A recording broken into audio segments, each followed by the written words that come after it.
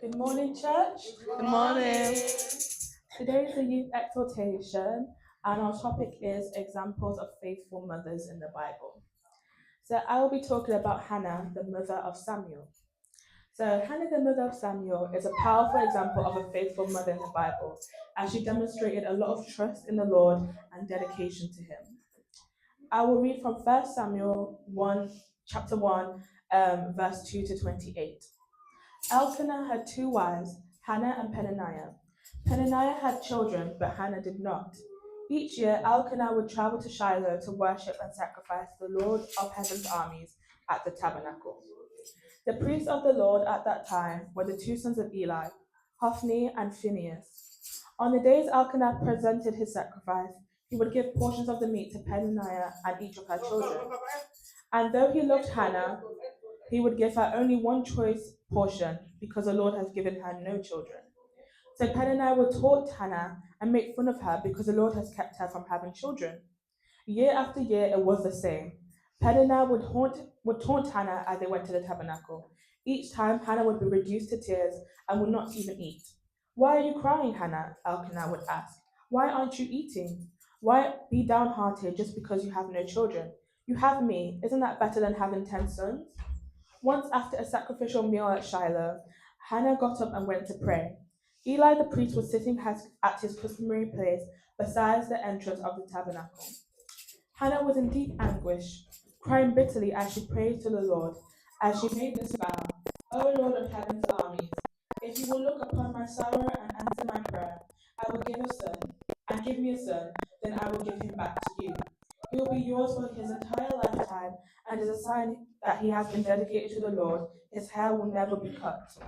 As she was praying to the Lord, Eli watched her, seeing her lips moving but hearing no sound. He thought she had been drinking. Must you come here drunk? He demanded. Throw away your wine. Oh, no, sir, she replied.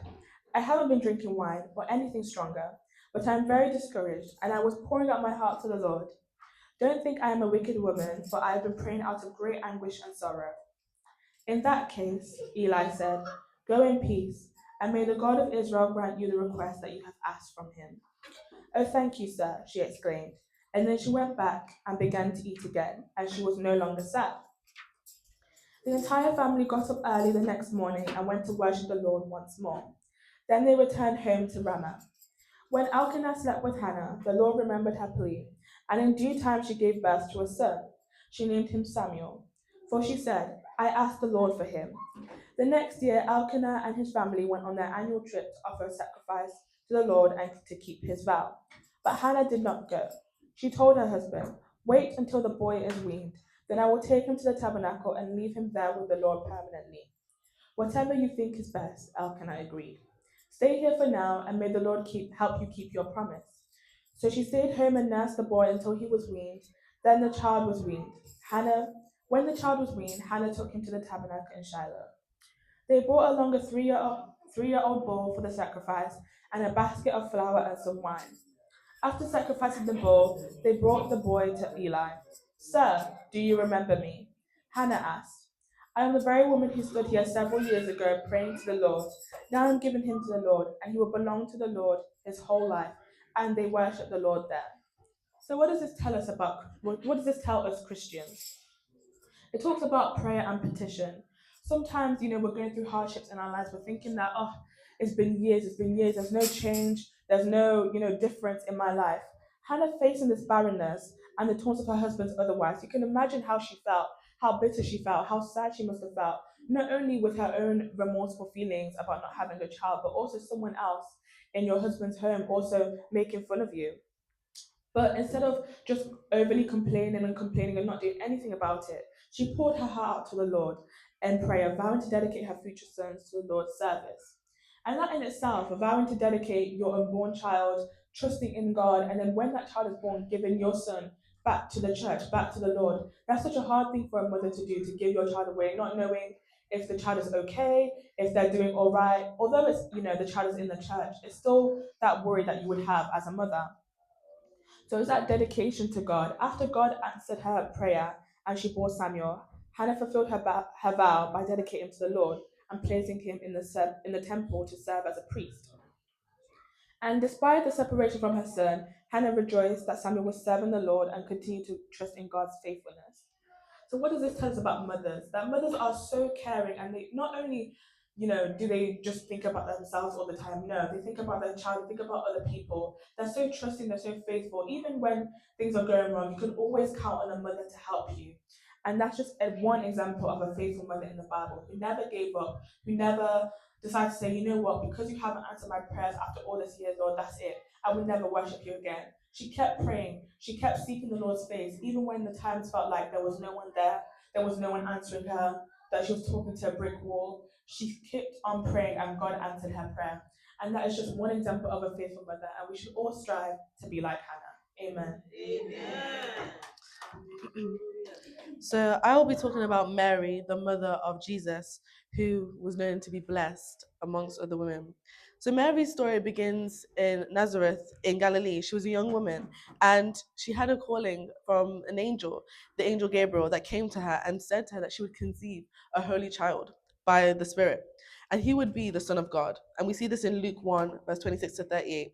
And we see, despite the uncertainty of how the child would come about and how she could have a child without, first sleeping with her husband, it's still she trusted in God and she knew that God would make a way. And so we see her, she says, I am the Lord's servant. And it shows that she had a willingness to serve God, regardless of how uncomfortable maybe the situation was for her and how maybe the society could have turned on her because of what she had done. She still chose to serve God and trust in God. And we see throughout her life, she shows remarkable faith and obedience. We see later on when she has Jesus in motherhood, she demonstrated support for Jesus through every stage of his life, from his birth to his ministry to his crucifixion. A key moment for me was when Jesus first made his first miracle.